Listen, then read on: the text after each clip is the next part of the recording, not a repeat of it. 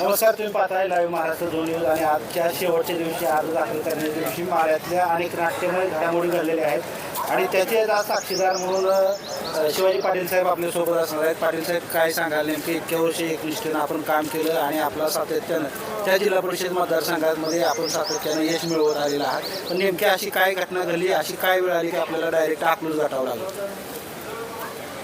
माझ्या त्या मतदारसंघामध्ये गेली जवळजवळ 9 वर्ष झाली आता निवडणूक होऊन अतिशय चांगलं काम केलं आणि लोकांची इच्छा होती तुम्ही निवडणुकीमध्ये असला पाहिजे.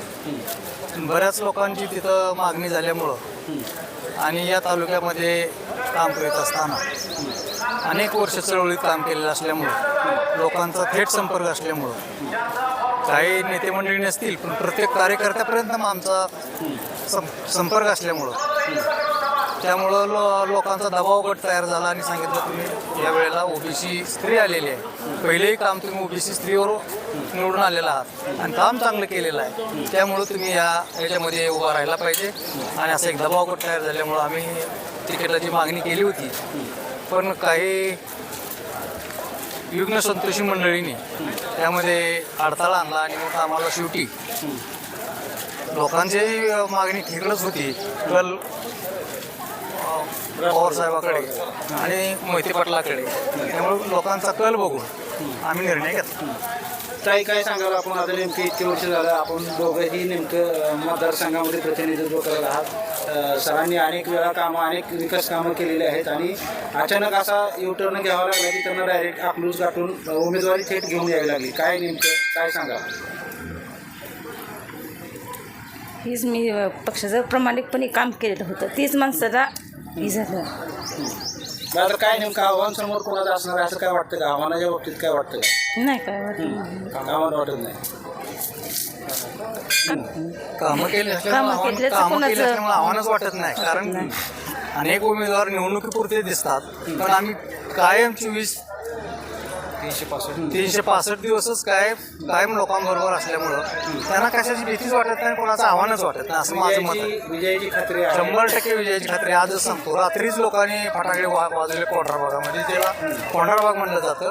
त्यात अनेक लोकांना आनंद झाला आणि त्यांनी आजच विजय जाहीर करा सांगितलं. पण मी तसा वावरून जाणाऱ्यापैकी नाही, अजूनही लोकांमध्ये जाणार, आमचा विकास सांगणार आणि त्या विकासाच्या नावावर मतं घेऊन आम्ही विजय होणार. ही निवडणूक सध्या जी आहे ती मूलभूत प्रश्नाबरोबर विकासाच्या मुद्द्यावर 100% विकासाच्या मुद्द्यावरच आम्ही हे करतो आणि कुठल्याही ठेकेदारीमध्ये आम्ही गेली अनेक वर्षे या पंचायत समिती असेल, जिल्हा परिषदेमध्ये असं काम करीत असताना कुठल्याही ठेकेदारीचा आमच्यावर सुट्टा नाही.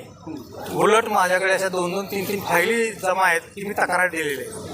त्यामुळं तो लोकांना विश्वास आणि त्या विश्वासाच्या बळावर ती वाढणारा तळमळीनं काम करणारा हा समाजसेवक आणि माझी मिसेस ही सुद्धा माझ्या पावलावर पाऊल ठेवून आमच्या कुटुंबाचं सगळं पाहत असताना 24 तास कुणी आला तर सगळ्याचं काम केलं जातं.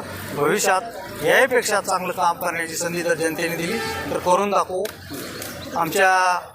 आपल्याला माहीत असेल या तालुक्यामध्ये पूर्वीचा भाग जर आपण पाहिला तर पहिला आमचा भाग बागायती होता, ऊसाचं क्षेत्र असणारा भाग होता आणि त्याचे काम त्या क्षेत्रामध्ये अनेक लोकांचा मोहिते पाटलाशी कनेक्ट असल्यामुळं त्या भागामध्ये काय अडचण येणार नाही असं. एकीकडे आपलेच नातलं आता भाजपकडून उमेदवारी म्हणून राजकारणात काही नसते, राजकारण असतं. काय भाऊ काय आता मी बघितलं काय भाऊ आहे का नकाची बरोबर ही तर पाहुणे येतात, काय विषय नाही. तुमच्या विजयाची खात्री निश्चित 100%. धन्यवाद.